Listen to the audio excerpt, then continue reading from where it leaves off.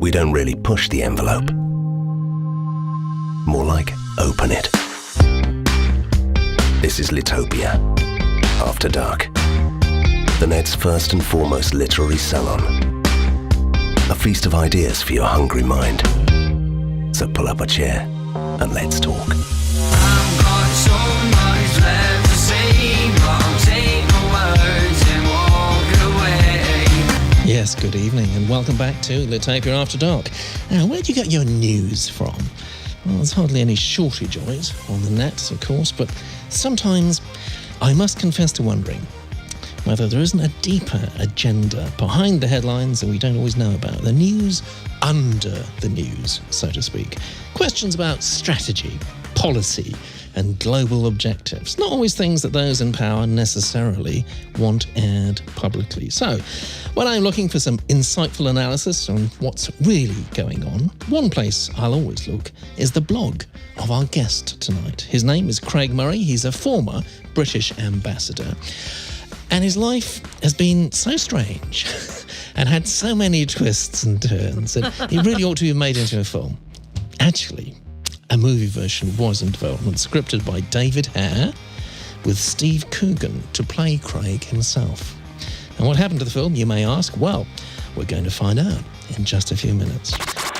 You know what's on television right now? Well, Litopia is the antidote. But before that, the other big news from Hollywood this week is that they all seem to have run out of ideas. It appears that Hollywood doesn't want great scripts anymore. They want franchises. Yes, franchises based on toys. Think Transformers, and soon to be, would you believe, Stretch Armstrong. Even films based on board games. Battleship is the latest, and almost unbelievably, but it's true, apparently, the once great director, Ridley Scott, is slated to film that creaky old board game, Monopoly. Can you believe it? Well, not everyone is happy about this move towards franchise-based filmmaking. James Cameron, he of Titanic, calls it pure desperation. It degrades cinema, he says. What's next, I wonder? Bingo, starring Tom Cruise? Well, even if Hollywood has been declared a creativity-free zone, here on Litopia After Dark, we've still got ideas aplenty. Let's ask our brilliant panellists what board games, or indeed any other bit of mindless ephemera, they'd like to see turned into a successful Hollywood franchise. And who would star in it? Dave? Well, yes. I've been thinking about this, and I think the obvious candidate is an update of Rollerball, but based on Tiddlywinks.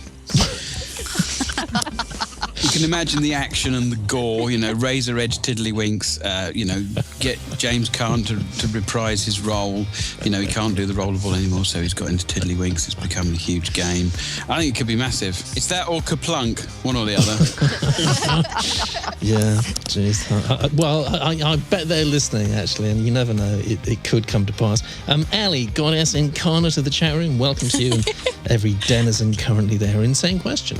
What would you like to see turned into a Hollywood franchise? I reckon chess. I think this story of conspiracy and intrigue in an attempt to overthrow the monarchy. That's what I think it is, basically. It has religious overtones. There's bishops there, castles, strongholds, and the pawns pitching battle. Wow. So for my king, I think I'd have Russell Black as one of them. Sorry, Russell Crowe as one of them, and Jack Black as another. I think Jack Black would make a really good king. So, and Judi Dench as a Red Queen.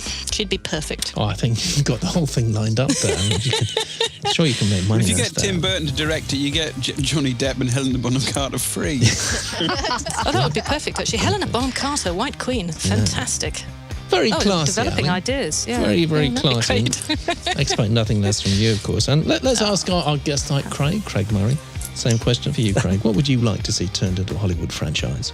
I'm not quite sure, but the last comment made me think that for Monopoly, you could have Demi Moore play the old boot. But oh, excellent. Yes, touche.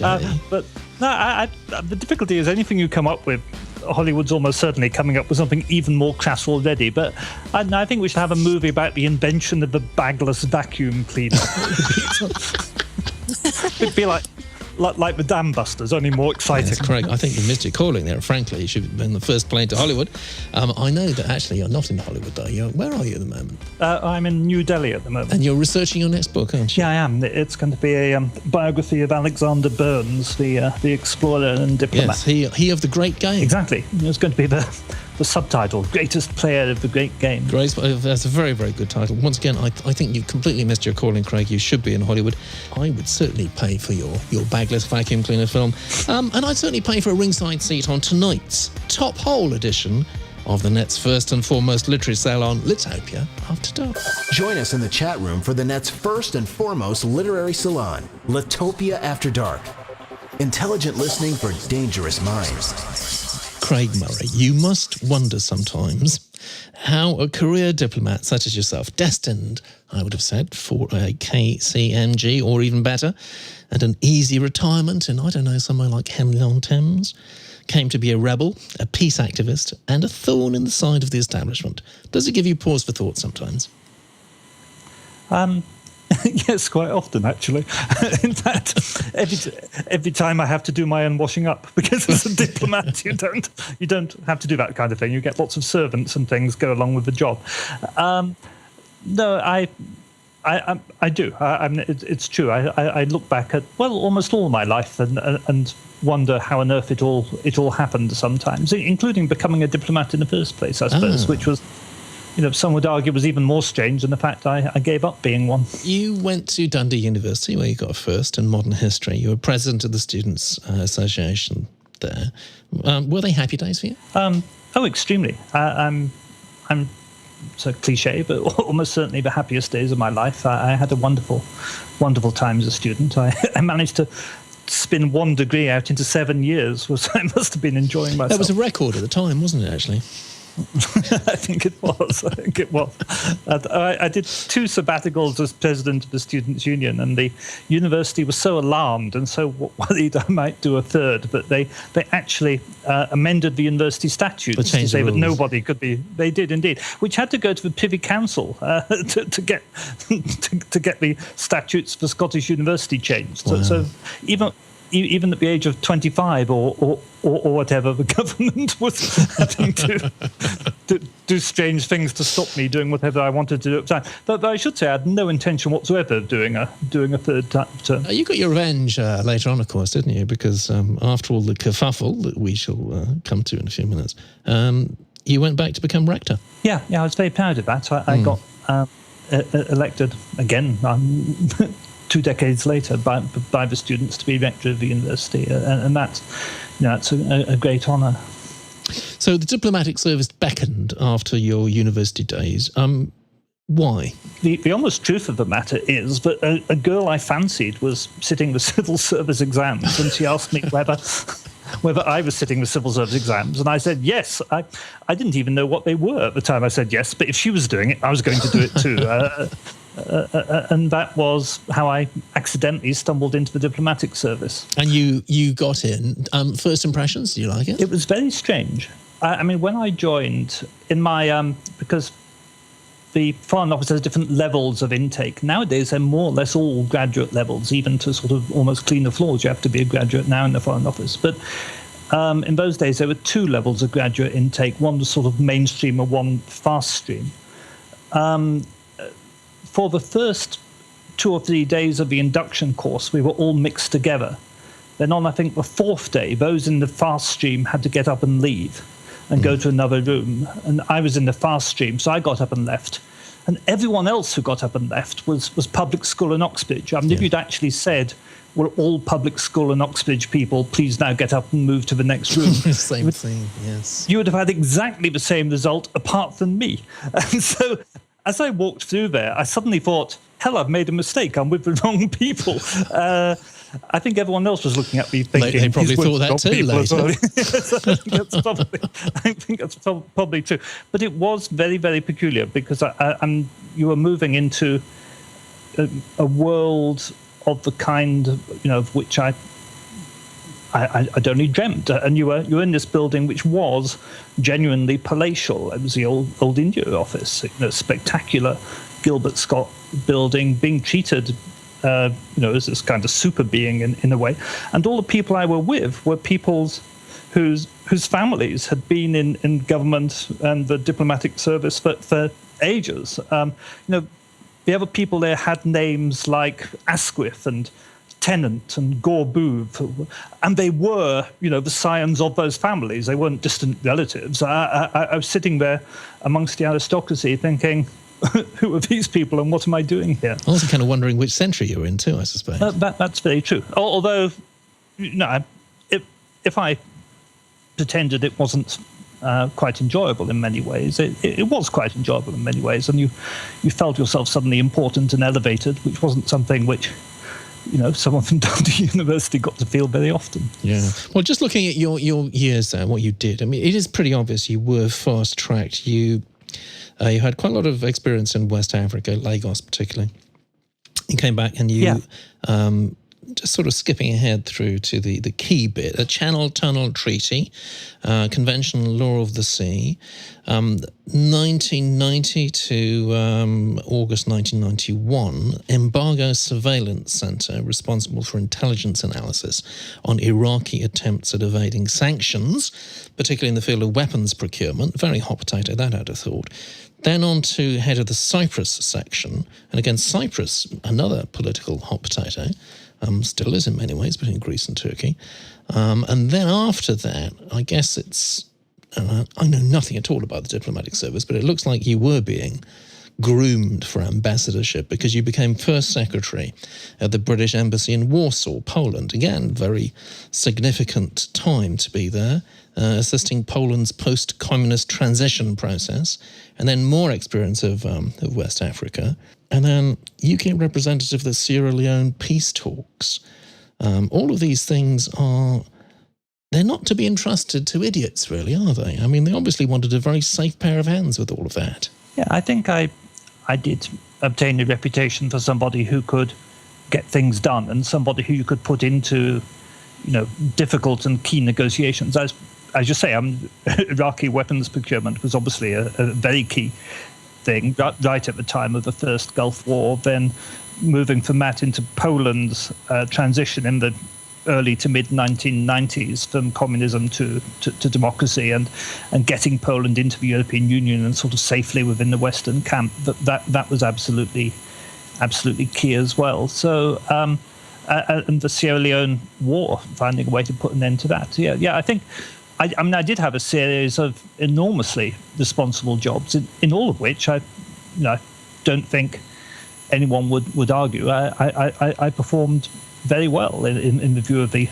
government, and that's why I found myself in my early 40s as not Britain's youngest ever ambassador by any means, but as Britain's youngest ambassador at the time. You were 43, and clearly you had pleased your masters to become an ambassador at that early age. You must have felt on top of the world. You must have felt that the world was out there, and the diplomatic service was your oyster for the taking. I mean, it must have felt terrific. Yeah, I think that's true. I felt, inordinately proud, maybe too proud. I think sometimes you can get so focused on, career ambition that you don't really consider enough the motivation of why you're doing what you do.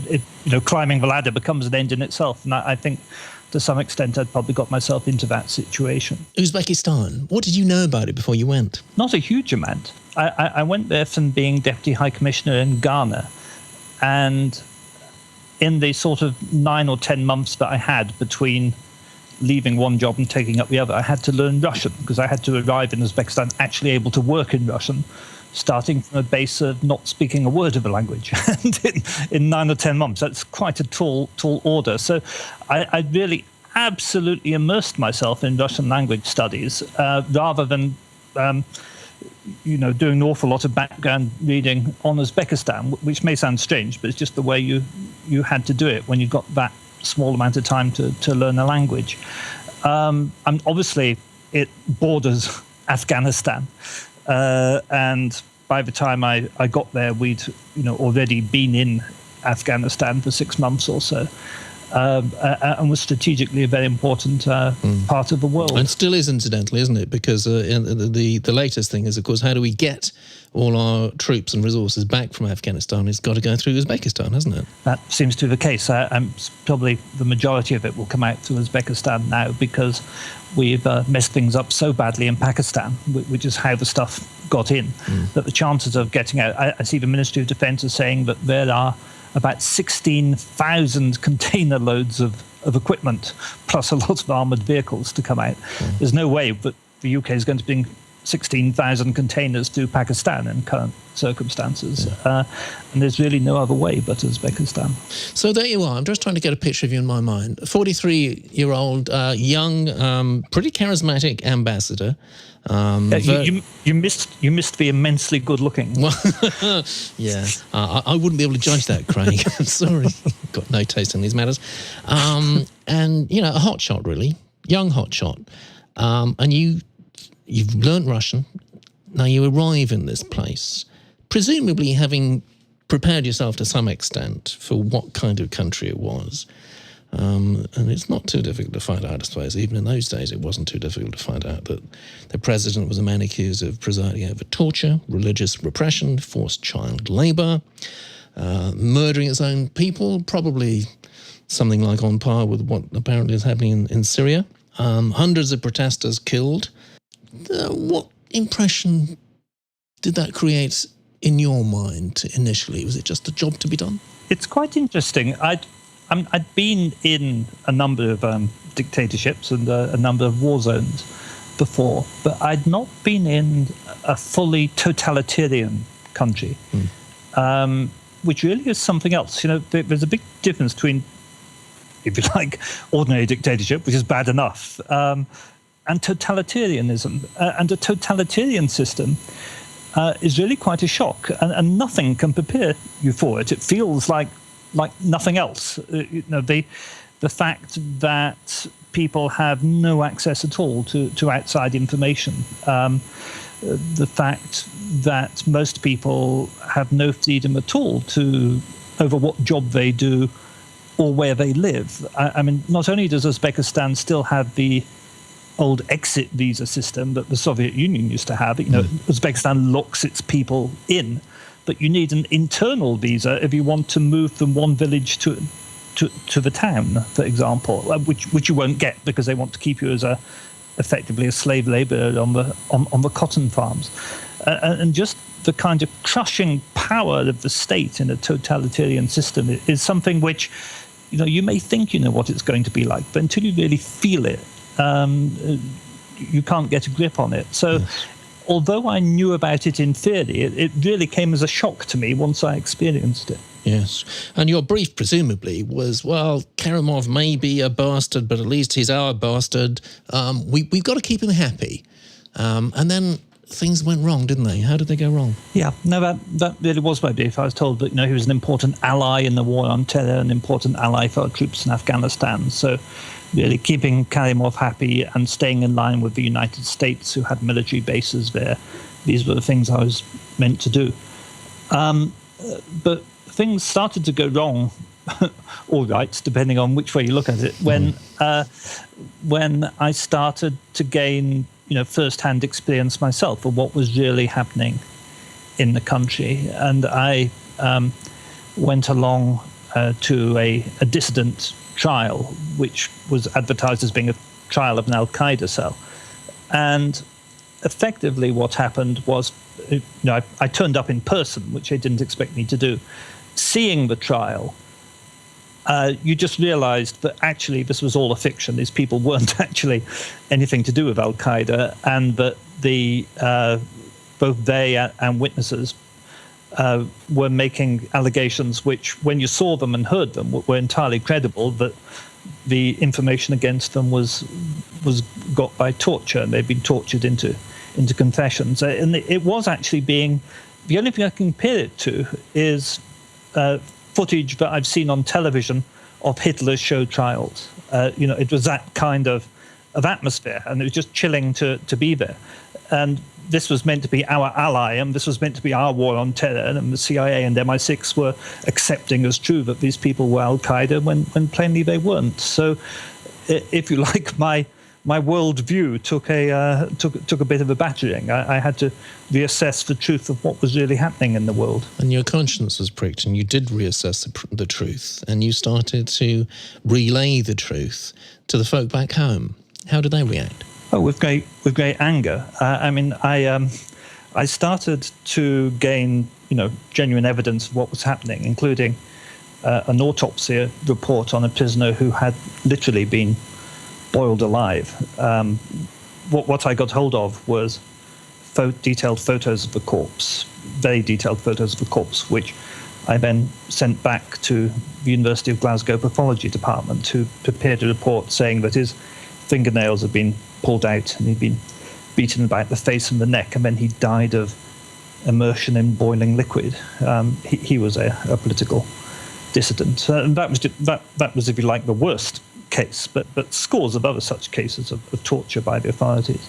And I started reporting these back from London, and I'll never forget, I got a very, very sharp letter from the Foreign Office saying that I wasn't there to, be an NGO or be Amnesty International, and that I was over-focused on human rights to the detriment of British interest, was the precise terminology I got from the Foreign Office. What happened after that? Well, after that, I started to pull together the fact that the intelligence that MI6 and the CIA were reporting out of Uzbekistan, it was all coming from the CIA. MI6 were issuing the reports, but they didn't actually have officers in Tashkent. The CIA had a lot of officers in Tashkent and were very close with the Uzbek security services and were funding them largely. And the intelligence reports that they were producing were, in very large part derived from torture sessions, and I was able to demonstrate that quite convincingly, and to also then query the truth of the intelligence. Again, I was able to demonstrate that a great deal of the CIA intelligence on Al-Qaeda activity in Central Asia simply wasn't true. That outraged London, who got very, very upset because they wanted the intelligence to be true. That's what justified our alliance with the Karimov regime, which was necessary for their operations in Afghanistan. So but this is not reality-based foreign policy, is it? It's faith-based foreign policy, really. Whatever you want to be is fantasy-based foreign policy. Extraordinary. Yeah, but remember, this was happening I was making these reports in sort of November and December and January 2002, 2003. We went to war with Iraq in March 2003. So I was making these reports at exactly the same moment that we were digging out the dossier on weapons of mass destruction in Iraq. The dodgy dossier. Exactly, which was also fantasy-based foreign policy, also based on false intelligence. And the truth is that at that time, the government didn't want true intelligence at all. It wanted intelligence that said what they wanted it to say in order to justify their policy. And that, unfortunately, was the corruption of my profession. But you knew what they wanted. I mean, you were a sharp career diplomat. You knew what they wanted, but you were not giving them what they wanted. Yeah, I mean, that was a very real dilemma, and I was well aware, to the extent that I had conversation with my then wife after I'd been there only 3 months or 4 months, and explained the dilemma to her and said, look, either I make up a pack of lies, in which case things are going to go very well for us, or I'm going to have to stick by the truth and say this is wrong and the torture is wrong and we should stop it, in which case I'm liable to get sacked. And I'd only been there 3 or 4 months when I realised that strongly enough to have the discussion with my wife as to what I should do in these circumstances. So yes, heck of a decision. Yeah, it was. It was very, very difficult and very unpleasant. Did you know that you were committing career suicide? Oh, definitely, very definitely. I should say that I wasn't the only one having those conversations. There were lots and lots of people in the Foreign Office. I was having this problem over the intelligence coming out from Uzbekistan. Obviously, the people concerned with the dodgy dossier and concerned with the intelligence analysis out of Iraq. And remember, I'd previously been in charge of the unit doing Iraqi analysis of Iraqi weapons procurement. So I knew a lot of those people. They were having very similar dilemmas. So I wasn't the only one. But it was a very, very difficult period because you'd got a government which was determined to pursue war on several fronts on the basis of lies, and those lies had to be cooked up by the diplomatic service and MI6. And the people within the diplomatic service and MI6 had to make up their mind, were they going to be part of it or were they not? So in time-honoured tradition, they did what people usually do under these circumstances, which is they shot the messenger. They shot you. Yeah, very much so. And in fact, they didn't only shoot me, they did everything they possibly could to blacken my reputation forever. How did they do that? They really... I suddenly found myself hauled up on 18 disciplinary charges, which included, and the worst of them, was issuing visas in exchange for sex. I was told that money was missing from the post accounts, and there was a charge of driving a Land Rover down a flight of steps and various other rather strange charges. Ambassadors can do that if they want to. How do they go about this? I'm very interested in actually. Do they have a dirty squad that sort of moves in and says this is what we're going to do, and you're going to provide false evidence and so on? I mean, how does it actually work? Yeah, I think that's almost how it works. They got a guy to come out from personnel department and interview all of my staff in the embassy, both British and Uzbek staff in the embassy. And he was given a brief that there'd been various accusations against me, and he should produce a report. It's worth saying his name because his name's Colin Reynolds, and sadly for them, he turned out to be an honest man. And he came back and he said, I've spoken to everybody in the embassy, and everybody says all these reports are untrue. And he saw me afterwards and he said, look, I've been asked to investigate allegations against you. I've asked everyone. There seems to be no truth in these allegations, and that's the report I'm going to make. And he did. I then went off happily on holiday. While I was on holiday, they sent out someone else, not from the personnel department, who obviously were no good at this sort of thing, but from the political department. And he came back and he said, these allegations have been made. I've been out, and everyone says they're all entirely true. So it was, but it wasn't a specific dirty squad as such, if you like, and it was normal, a member of normal Foreign Office, highly ambitious staff who came and did that. Ali, what's the chat room up to? There's Morgan with an E was suggesting that in fact this would make an extremely good story, although in fact you've already written it, really, haven't you, Craig? Both your own story and the story of what was happening out there. Yeah. No, I started writing my book, Murder in Samarkand, my first book, really as therapy, to be honest. I didn't actually start writing it for publication. I started writing it because this whole story was so extraordinary, and it was so hard to believe myself what had happened to me and what the government was doing, that I decided I really had to write it, but to make sense of it myself and to make a record of it. So I started writing it not for publication. I'd probably written about half of it when I suddenly realized, wow, actually this is going to be a fascinating read, and started thinking of publishing it. I was just reading a comment from Crime Afoot saying, Samuel Pepys wrote, there is nothing so dangerous as a man that thinks. Now I'm just wondering, Craig, if you were looking back through the retrospectoscope and could have made a radical change in your life to end up in a different place and under different circumstances, would you have made that change, and where would it have occurred? I don't know. I mean, since then, I've started, wondering whether I should ever have joined the diplomatic service at all, and whether, rather than wasting my life working for government, I shouldn't have been, doing things in which I would be my own boss, if you like, from the start. I don't think there's any way that I would have stayed in the diplomatic service, kept quiet about torture, kept quiet about false intelligence, and carried on with my career. I certainly don't have any regret of that kind. It never occurred to me at any moment, really, that I could do anything else. It seemed to me throughout that there's some things, and boiling people alive is one of them, with which you just can't be associated. If you come up with that against that kind of thing, you have no other duty than to fight it. So I don't have any regrets about, as some people would say, throwing away my career. Whether I should have ever embarked on that career in the first place is the only doubt I have. See, somebody else in the chat room has started talking about David Kelly. I mean, were there times when you did feel seriously concerned for your own safety? Oh, very much so.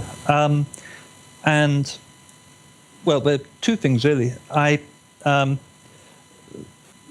After the government brought all these allegations against me, they did go, and they asked me to resign. And it was a bit like the old films where you're left with a study and your revolver and expected to shoot yourself. Yeah. And I said to them, bugger off, I'm not resigning, I'm not guilty.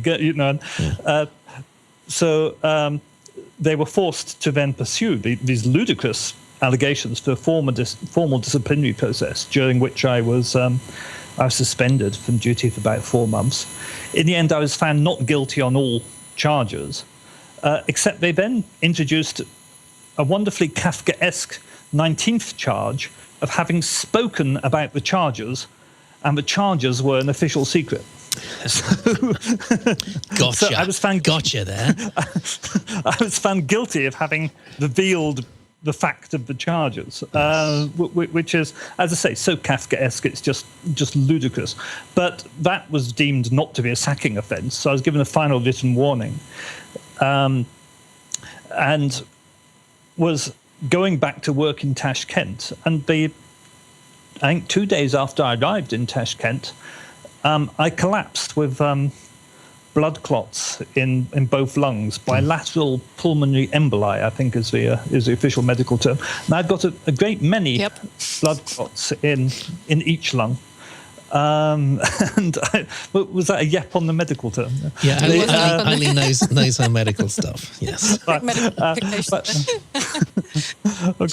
I'd got a great many blood clots in both lungs, and I very nearly died. I was flown back by air ambulance to St Thomas Hospital. I was in a coma there for 5 days, and nobody was quite sure what had caused it. They couldn't find a cause, but that obviously made me think very much of poor David Kelly, and and I should say the doctors at St Thomas's, who really had no idea who I was or why this unconscious person had turned up, of their own volition, conducted every toxicology test they could think of while I was unconscious, because they couldn't work out, what had made this happen. So they were, without knowing anything of the circumstances, they were suspicious that this was an attempt by someone to kill me off, or I suppose it could have been accidental poisoning.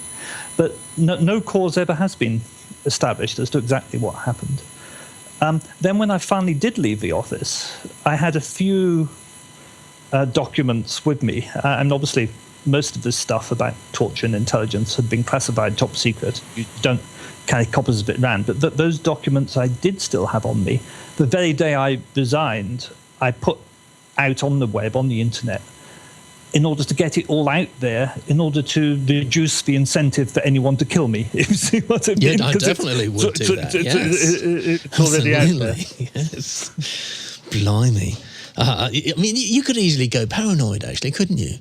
Yeah, there is a danger of that, and I think for a little time, and remember, see, I've been on the inside, so I've had as high security classifications as you can get, and I've been involved in operations involving espionage on them. So I know what the capabilities of the security services are from the inside. So knowing that capability, of course, you're looking over your shoulder a very great deal. I don't do that anymore, but I think there was a worry. About a fortnight after I'd resigned, I was staying in the flat of a friend in Docklands,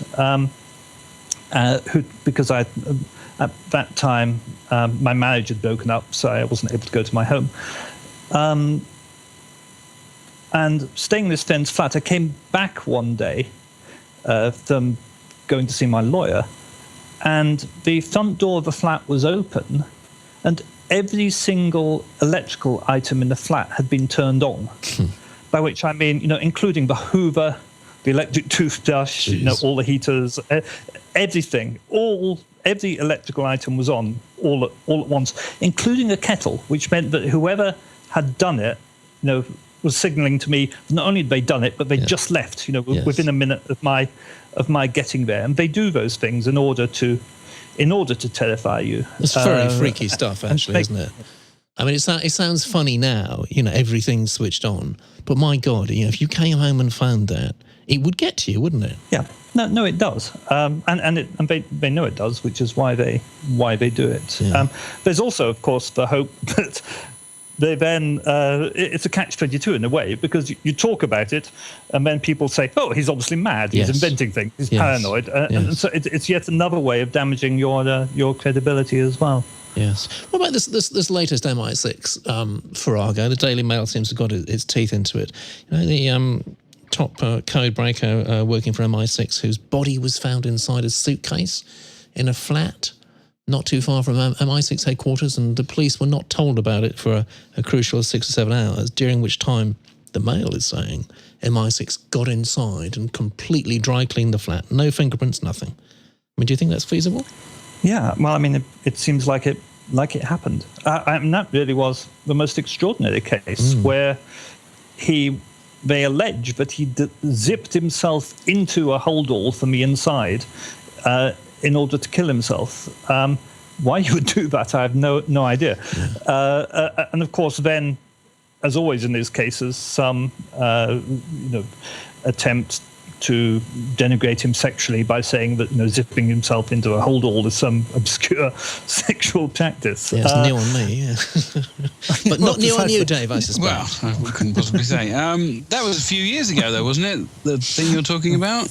No, it's very recent. Then it's another one. It's another one, yes. There was one 3 years ago. Body found zipped up in a holdall. Sexual, aspersions of a sexual nature cast upon him, and he was connected to the security services. It was sometime, a few years ago. I think you're right, actually. Yeah, yes. I think you're right. Obviously favoured modus operandi. Yes, well, once as accidental too as carelessness. This is all actually terribly depressing stuff, in fact, isn't it, Craig? Because you think about it, we're doing the wrong thing.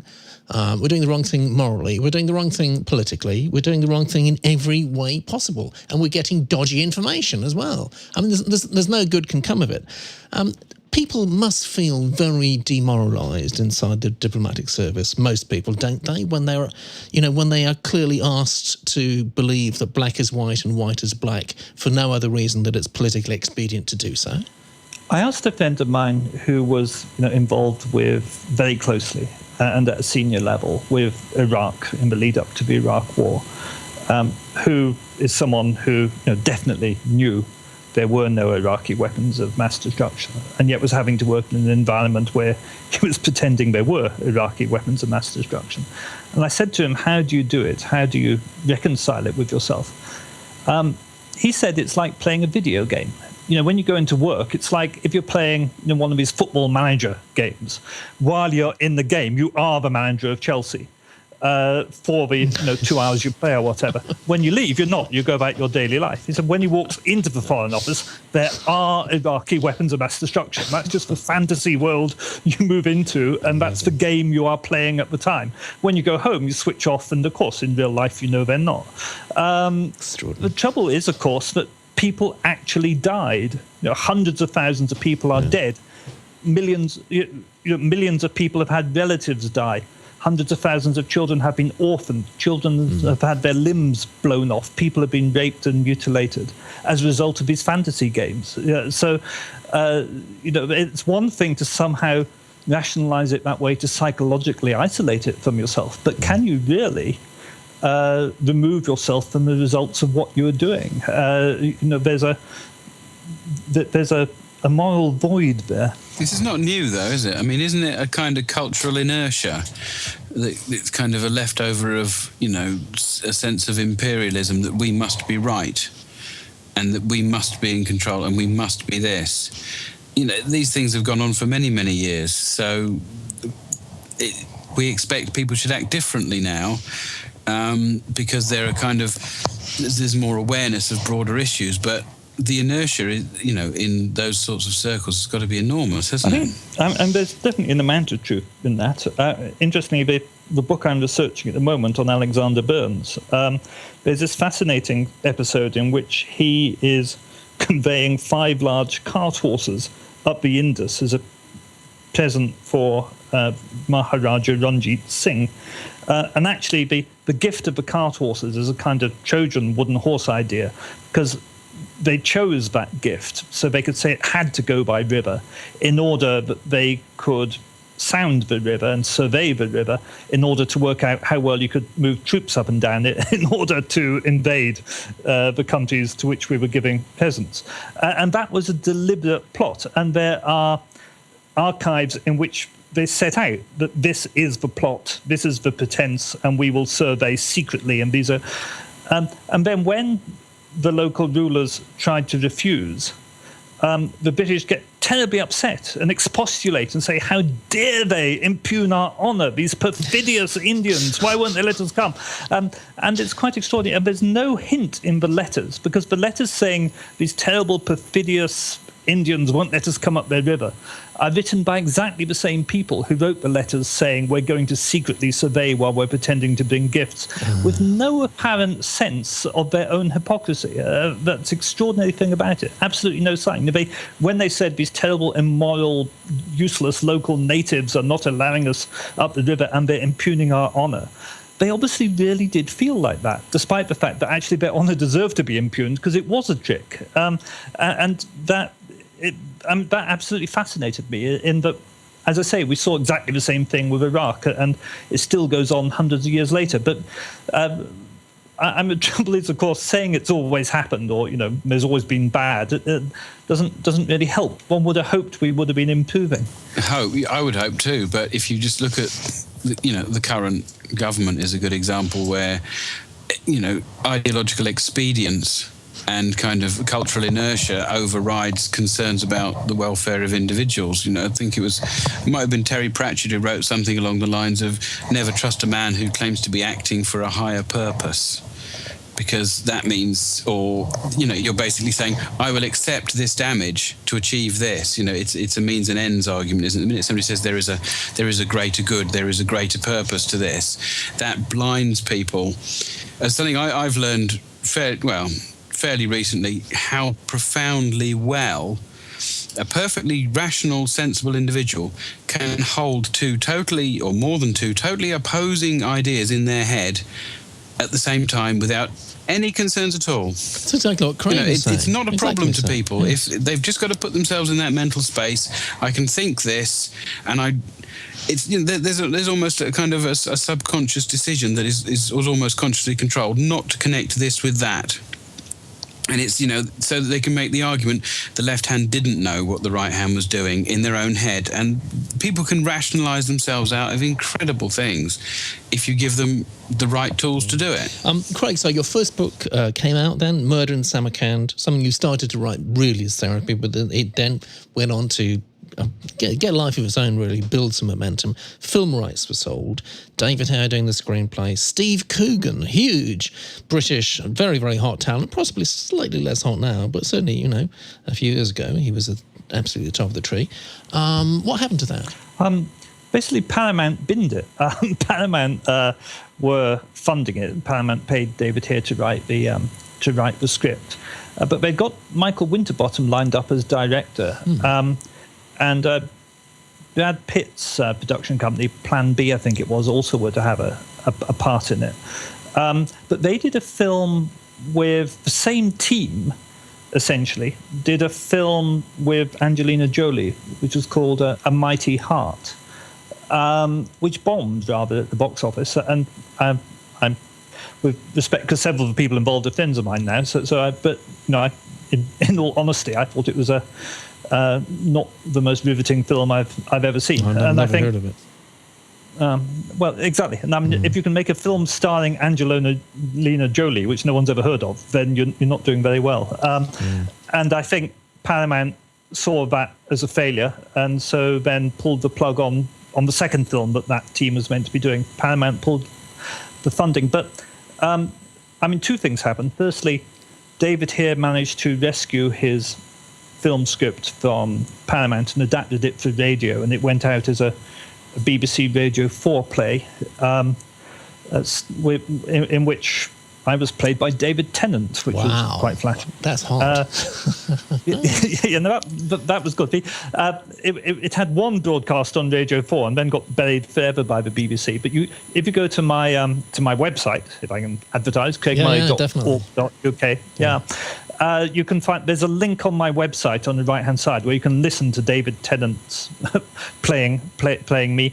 But the film has sort of come alive again.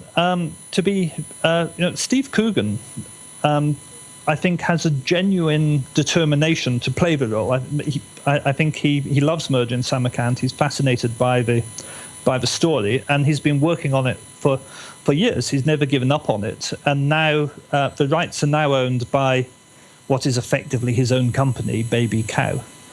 Having said that, probably lots of other people own Baby Cow too, who will be upset with me. But Steve Coogan's production company, Baby Cow, now owns the rights. There's a new script by a screenwriter called Don McPherson, and they had a finance meeting just last week, I think. While I've been in India, they had a finance meeting. They're going on location scouting now, and they're hoping to start filming within the next year. So I think the film is still coming on. That sounds quite promising. Steve Coogan, of course, actually shares the same libel lawyer as Tim Spicer.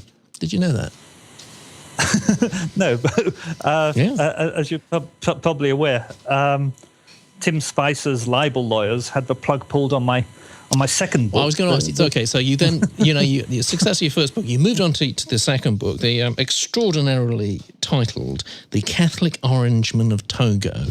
Great title, total cognitive dissonance there. You got yourself a publishing contract, then what happened? Yeah, no, I wrote The Catholic Orangeman, of which I should say I'm very proud. Murder in Samarkand tells this amazing story of torture and extraordinary rendition and what happened to me, whereas The Catholic Orangeman is really distilling my experiences in Africa. And I believe it's a much better written book. It wasn't written in such a blinding heat of passion as Murder in Samarkand was written, and I think it's, well, I hope it's very funny. The editor I had at Mainstream said that she literally fell off her chair laughing at one stage, which was quite good. But I hope it's both funny and contains a lot of wisdom. But we got pretty well to the publication point when Tim Spicer, the mercenary commander's lawyers, Shillings, came in and made all kinds of threats to the publisher, and in the end terrified the publisher into pulling the book. The publisher asked me to make certain changes I wasn't prepared to make, and they said, well, we won't publish it as you've done it. And I said, well, in that case, you're not publishing it. And sadly, I had to pay them back their money. Oh, did you? Which wasn't very nice. Dear. Oh, God. Yeah. Yes. And but then I self-published. And self-publication, as I'm sure your program knows extremely well, is a very foolish thing to do, because no matter... Murder in Samarkand sold about 30,000, which for UK non-fiction is pretty good. Yeah. But despite that, The Catholic Orangeman, as it was self-published, I just couldn't get bookshops to take it. Despite doing everything I could possibly think of, I managed to get a few into Foyles and Dawn's, but Waterstones wouldn't look at it, and just contacting all the different independent bookshops is quite. Was it quite the hard legal work. threats that made it so difficult to get physical distribution? I don't believe so. I don't think so. I think it's simply that if you self-publish it, it's very, very hard. You're pretty well closed out if you self-publish. It's quite difficult, but there are lots of success stories. Particularly digital. Is it available as an ebook now? Kind of. I mean, it came out before ebooks were quite as big as they are now. I did make it available, in fact, and you can still find it in places, I think, that though it's hard to find. And Shillings have been going around trying to close it down on the web. But I did make it available absolutely free of charge online, largely because it's about Africa, and I wanted African people, many of whom can't afford to buy the book, to be able to read it. So those with internet access would be able to get at it. So there are 3 copies of it still that can be tracked down online. Sounds like you're telling people to pirate your book here, actually, Craig. You know what you should do? You should have a quiet word with Steve, actually. Have a quiet word with Steve Coogan, see if he can speak to the lawyers, and hopefully they won't make your life quite so difficult. Of course, that is a big problem with lawsuits. I mean, publishers do tend to, if they see a legal letter, they do tend to just pull back, unfortunately. And what my publisher said to me was that they didn't doubt my word at all, and they didn't actually doubt, when they'd seen all the evidence, that they could win the case. But it could cost them £1 million to fight the case, and that Spicer, who had made an absolute fortune by running mercenaries in Iraq, he made hundreds of millions from mercenary contracts from the British and American governments in Iraq. Spicer could afford that kind of legal battle, and my publisher, if the maximum money my publisher would ever make out of my book might be 100,000 or 150,000 quid's profit. So to risk £1 million lawsuit just wasn't worth it. Yeah, they do have liable insurance, of course, but I just wondered on this whole question of mercenaries, because they're very, very sensitive people. You mustn't hurt their feelings. I think possibly you have hurt their feelings, Craig. They don't like to be called mercenaries anymore. They call, I don't know, PNCs or something like that. Have I got that right? I think hired killers is a good... Do you see... I mean, this is the way the world is going, isn't it? In British, American, wherever you go. The armies are being privatised, and some people are making lots and lots of money out of that. I mean, is there anything good to be said about that, in your view? No, not at all. I suppose it's not surprising in a way, and we're privatising away the guts of the health service at the moment. So if you... privatising keeping people alive, you might as well privatise killing them as well, I suppose. Okay. But wasn't this foreshadowed in Catch-22? Where is it Milo, whatever his name is? Doesn't he franchise out the American planes to the Germans to bomb their own airfield? He actually takes on the jobs for the Germans and makes a nice profit out of it. I suppose there's some logic there somewhere.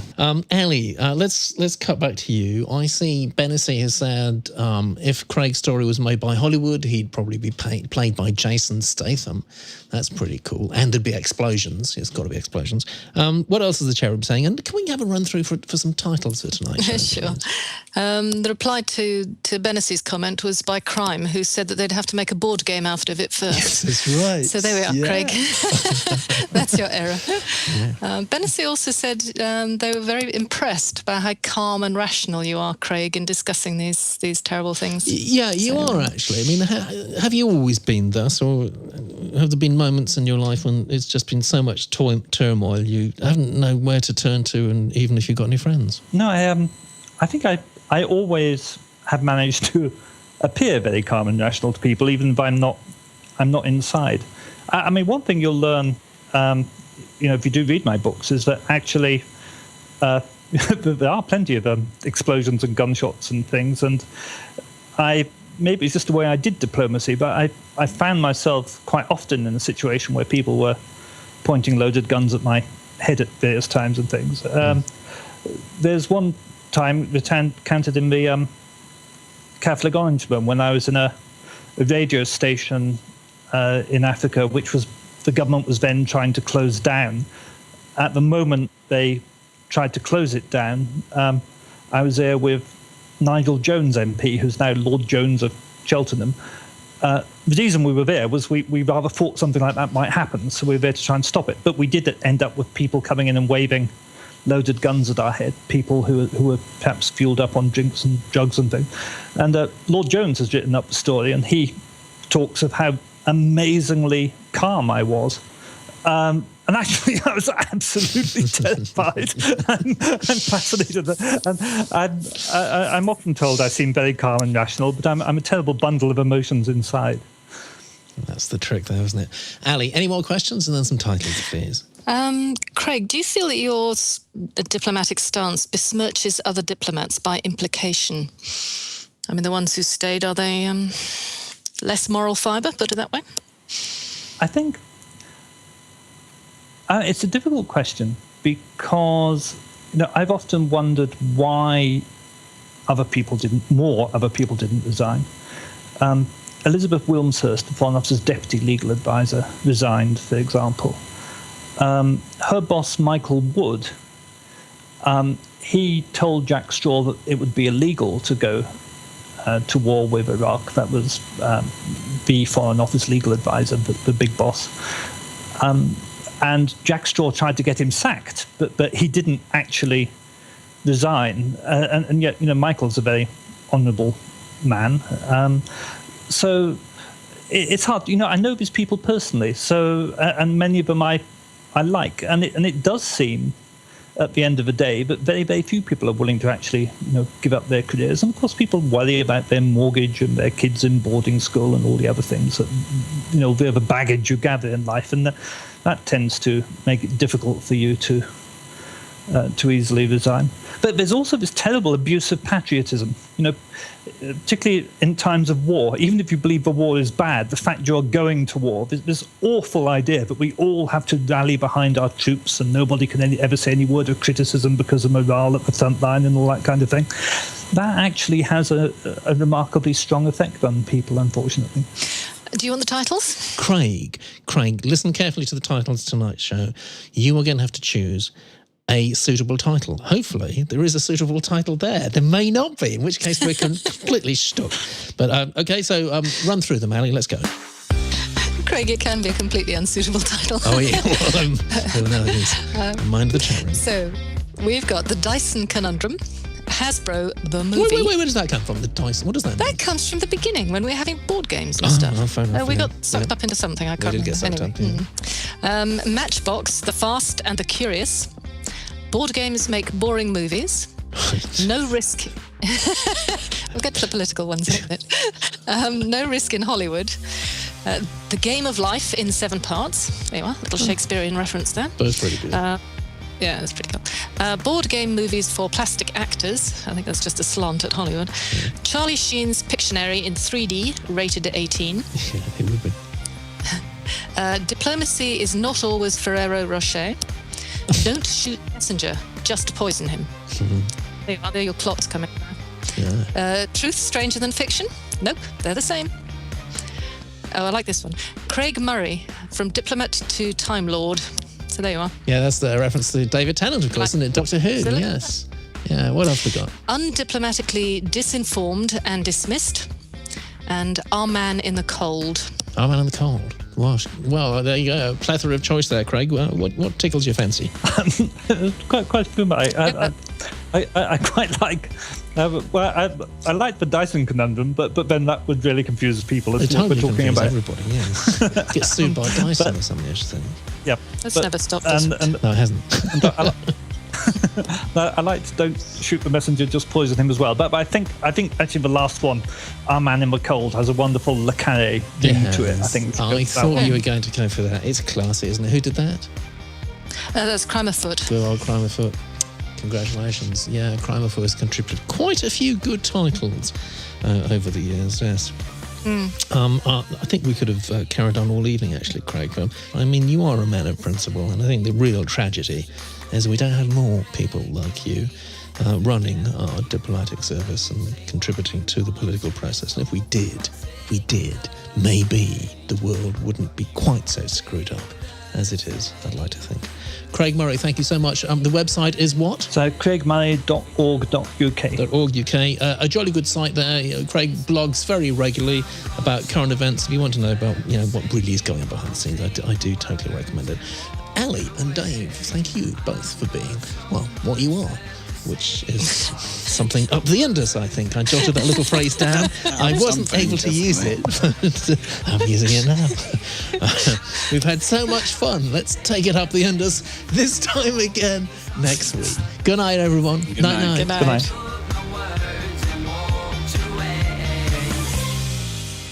Litopia needs your help.